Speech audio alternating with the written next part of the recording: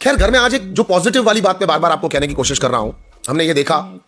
Vivian जाकर के शिल्पा जी के साथ बैठे, उन्होंने अपनी चीजों को क्लियर किया। हालांकि यहाँ पर शिल्पा जी की आंखों में आंसू थे, वो रोई, उन्होंने अपनी दर्द, तकलीफ और पीड़ा में ये चीज बताने की कोशिश की कि विवियन जैसा तुम देख रहे हो वैसा नहीं है, मैंने 50-50 डेज को डिवाइड नहीं किया, मैंने तो दोस्ती निभाई, मैंने तो फ्रेंडशिप की। विवियन ने एक चीज कही थी, अगर आपने नोटिस किया होगा तो विवियन ने एक चीज कही थी करण के साथ बैठे हुए,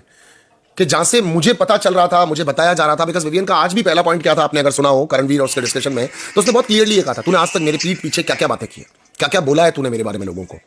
अब ये चीज कहां से आती है? ये चीज पूरे घर में एक नैरेटिव सेट है कि करणवीर लोगों के लिए गलत बोलता है, उल्टा सीधा बोलता है, बहुत सारी बातें बोलता है, ऐसा बोलता है, वैसा बोलता है, बिकॉज मेकर्स ने कभी क्लियर ही नहीं किया कि अविनाश और ईशा क्या बोलते हैं। मेकर्स ने कभी बताया ही नहीं कि अविनाश की क्या मेंटालिटी है विवियन को लेकर के। अगर बताया होता तो शायद उसको और क्लैरिटी मिलती। एक बार में उनकी वाइफ के कहने पे अगर वो नहीं भी कुछ कर पाया या नहीं भी इनसे अलग हो पाया, तो बाकी और भी तो ऑप्शंस थे मेकर्स के पास कि जिससे भी वो क्लियर करवाते, शायद उनसे मेकर्स के पॉइंट ऑफ व्यू में, सॉरी विवियन के शायद पॉइंट ऑफ व्यू में कोई चेंजेस आता। खैर एनीवेज, वो एक दोस्त है, दोस्तों का दोस्त है, दोस्ती निभा रहा है, तो उसने इसलिए अपनी दोस्ती को प्रायोरिटी दी और बाकी चीजों को शायद उसने नजरअंदाज कर दिया। आज भी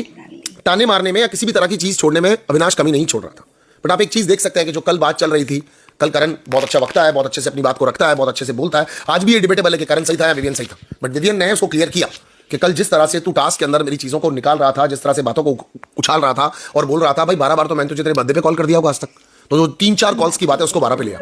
और मेरी दोस्ती के पैमाने में ये नहीं आता कि तेरी बहन का नाम क्या है, तेरी माँ का नाम क्या है, तूने पहला शो कौन सा किया था। मेरे में दिल में आता है आदमी, दिल में। तेरे को कोई तकलीफ होगी, तेरी कोई खुशी होगी, मैं उसमें शरीक होऊंगा, तुझे फोन करूंगा। तूने तो अनटिल अनलेस ये तक नहीं बोला, तूने तो ये भी नहीं बोला कि तू मेरे बर्थडे पार्टी में भी आया था, पर तू लोगों को वो नहीं बता रहा है। खैर, करण ने अपने हिस्से की सफाइयां दी, करण ने अपने हिस्से की बात बोली,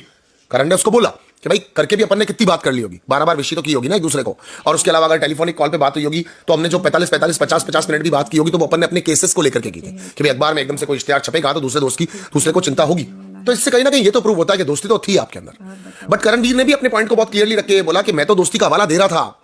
कि द विवियन यहां पर आ रहा है, वो बड़ा है, पैसे वाला है, बड़ा एक्टर है, सब कुछ सेटल्ड है, उसका पावर है, दम है उसके अंदर। मैं तो एक जेलस स्पेस से आ रहा था, पर भाई यहां पर लगातार तेरी मेरी बात समझ में नहीं आ रही, लोग मुझे मेरे भी तंग कर रहे हैं, मुझसे भी बार बार बोल रहे हैं कि भाई ये कौन सी वाली दोस्ती है तुम्हारी 12 साल की। तो मैं कहूंगा ना कि डैश की दोस्ती या तेल लगाने की ऐसी दोस्ती, तो मैं भी तो ये चीज बोलूंगा। अब आप इसको थोड़ा दूर वाले पॉइंट ऑफ व्यू से समझने की कोशिश करो कि ऐसा हुआ तो हुआ क्यों। देखो,